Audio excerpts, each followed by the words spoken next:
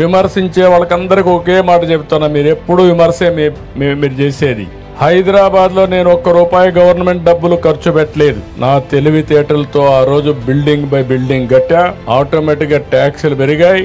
ఈ రోజు హైదరాబాద్ నగరం వల్ల తెలంగాణ రాష్ట్రానికి 70% వనరులు హైదరాబాద్ నుంచి వస్తున్నాయంటే అది ఆ రోజు నేను వేసిన ఫౌండేషన్ అని చెప్పి మీకు తెలియజేస్తున్నా. అక్కడ ల్యాండ్ ఇచ్చాను, ఇక్కడ ల్యాండ్ పూలింగ్ లో ల్యాండ్ మీరు ఇచ్చారు. ఆ ల్యాండ్ లో కొంత ల్యాండ్ రిజర్వ్ చేసి ఆ ల్యాండ్ కూడా అమ్మి ఇప్పుడు నిన్న చూస్తే హైదరాబాద్ లో నాకు ఎంత ఇది రాయదుర్గ్లో ఎకరా 177 కోట్లు. నేను హైటెక్ సిటీ స్టార్ట్ చేసినప్పుడు హైటెక్ సిటీ ఎదురుగా ఎకరా ₹1,00,000.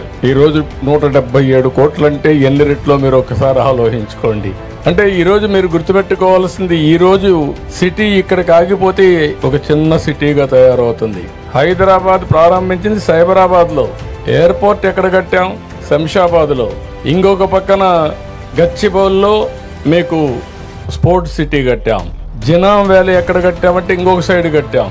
రామోజీ ఫిల్మ్ సిటీ ఇంకొక సైడ్ వచ్చింది. సింగపూర్ టౌన్షిప్ ఉప్పల్లో వచ్చింది. స్టేడియం ఉప్పల్లో కట్టాం. దాంతో ఏమైందంటే 9 మున్సిపాలిటీలు కలిపి ఔటర్ రింగ్ రోడ్ వేసి 163 కిలోమీటర్ల రోడ్ వేసి హైదరాబాద్ కి ఒక వడ్డాణం, ఒక నెక్లెస్ తయారు చేశాం.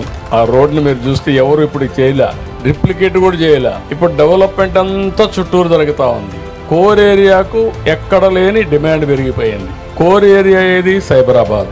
సైబరాబాద్ అంతా కూడా బ్రహ్మాండంగా రేటు పెరిగింది.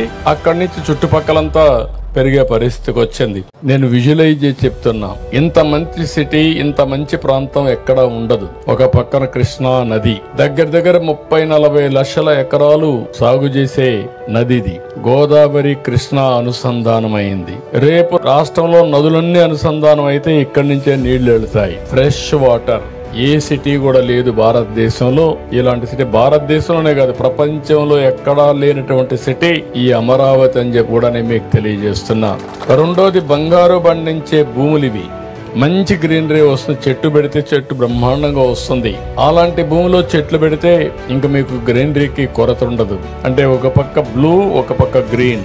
మూడోది, కొత్త టెక్నాలజీ వచ్చింది, గ్రీన్ ఎనర్జీ వచ్చింది. ఇప్పుడు అక్కడ వెహికల్స్ అన్ని పెట్టారు. సైకిల్ దగ్గర నుంచి ప్రతి ఒక్కటి కూడా ఎలక్ట్రిసిటీతో నడుస్తున్నాయి.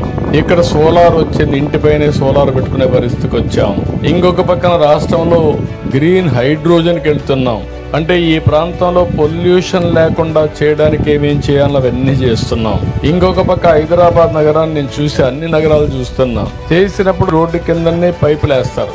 ఓసారి అది పగిలితే రోడ్ అంతా కూడా మురుకు నీరు బారుతా ఉంటుంది. అది హైదరాబాద్ లో చూసా, బాంబేలో చూసా, బెంగళూరులో చూసా, ఎవ్రీవేర్ చూసా. ఈ అనుభవాలు చూసిన తర్వాత ఫస్ట్ టైం యూటిలిటీస్ అన్నిటికీ సర్వీస్ డక్ట్లు పెట్టేసి ఏది కూడా పైపులు రిపేర్ చేసే పని లేకుండా ఫ్లడ్ వాటర్ మొదలుకొని, వరద నీరు మొదలుకొని, మురుగు నీరు మొదలుకొని, కేబుల్స్ మొదలుకొని, కరెంట్ మొదలుకొని, కడాన డిస్ట్రిక్ట్ కూలింగ్ అని పెట్టి ఏసీ కూడా ఇంటి దగ్గరికి తీసుకొచ్చి ఇచ్చే విధంగా, ఆఫీస్ దగ్గర తీసుకొచ్చే విధంగా ఏర్పాటు చేసే పరిస్థితికి వచ్చాం. ఇది ఎక్కడ ఏ సిటీకి లేదు. అందుకే నేను చెప్పా ఇది ఒక గ్రీన్ సిటీ అని. అమరావతిని హరితవనాలు, తటాకాలు, కాలువలతో గ్రీన్ అండ్ బ్లూ సిటీగా తీర్చిదిద్దేందుకు అమరావతి అభివృద్ధి సంస్థ ప్రణాళికలు సిద్ధం చేసింది. దీనికోసం 6,974 ఎకరాల్లో పార్కుల అభివృద్ధి, చెట్లు పెంచేందుకు సిద్ధమైంది. ప్రధాన రహదారులు, ఎల్పీఎస్ లేఅవుట్లలోని రహదారుల పక్కన, రహదారుల మధ్యలో, కాలువలు, చెరువుల ఒడ్డున పెద్ద ఎత్తున చెట్లు పెంచనున్నారు. రాజధానిలో ఎటు చూసినా నయనానందం కలిగించేలా కసరత్తు చేస్తోంది. సింగపూర్ మోడల్ తరహాలో రాజధాని అమరావతిని హరిత, నీలి నగరంగా అభివృద్ధి చేసేందుకు ప్రభుత్వం కసరత్తు వేగవంతం చేసింది. 30% భూభాగంలో హరిత వనాలు, కాలువలు ఉండేలా అమరావతి